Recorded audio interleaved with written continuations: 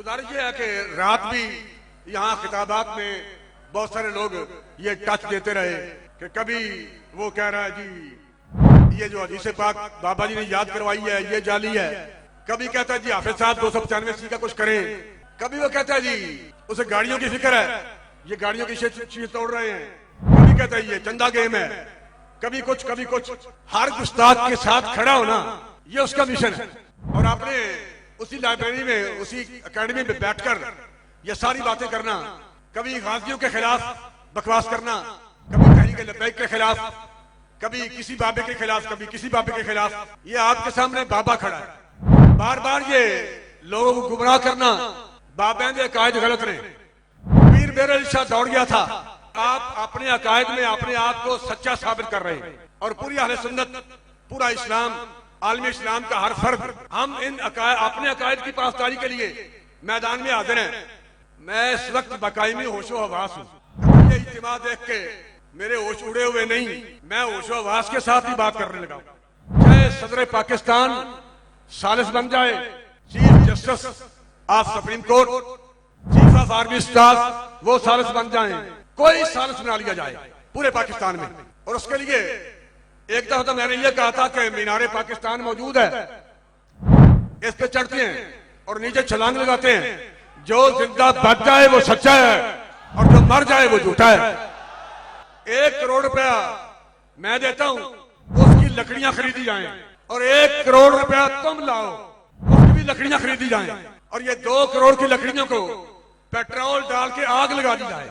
जब ये शोले आसमान से बातें करें, कोयले बन जाएं, ये सच्चा और झूठा साबित करने के लिए, अपने अकीदे को सच्चा साबित करने के लिए उस आग में मैं भी दाखिल होता हूं और तुम भी आ जाओ। जे आगे चुरार के मेरी मुझ का वट भी सड़ जाए, अगर मेरी मूछ का एक बाल भी जल जाए, हम झूठे और तू सच्चा। और अगर सर से लेकर पांव तक पगड़ी समेत, जूते समेत, बालों समेत कोई चीज ना चले तो फिर हम सच्चे हैं और तू झूठा है। आ जाओ। इस इंजीनियर को मैंने पहले भी मीनारे पाकिस्तान बुलवाया था, और शुक्र है उन्होंने टूथ मरने से पहले रिवील कर दिया भगोड़े शाह साहब ने। मैं ये समझ रहा था कि मुझे मीनारे पाकिस्तान मुनाजरे के लिए बुला रहा है, या बाल आड़ी से मेरे नाल। उसने कहा मैं इसको बुला रहा था कि मीनारे पाकिस्तान से मैं भी छलांग मारता हूं, इंजीनियर भी मारे, जना बच गया वो सही होएगा। अकलदानी जे शुक्र कर मैं उतनी सा मैं उतनी तो धक्का देता ना पिछों, मुंह दा जाके थले डिगदा, पता लग जाना तेरी हड्डी पसली टूट दी। मीनारे पाकिस्तान से बहुत ऊंचा है, या तेरी सानी के लिए तेरे दाता दरबार के साथ जो मस्जिद है उसके मीनार से धक्का देते हैं तो फिर तू पुकार जिन्ने भी जिंदा मुर्दा बाबे ने तेरे बचा लेना के। मुझे गुस्सा गिलाता है, मेरे नजदीक तो ये हराम है। मैंने साबित किया है कि करामत खिलाफे अक्ल होगी, फिजिकल फिनोमेना ऑफ नेचर को तोड़ने वाली होगी, खिलाफे शरअ नहीं हो सकती। ये खिलाफे शरअ काम है, ये खुदकुशी है।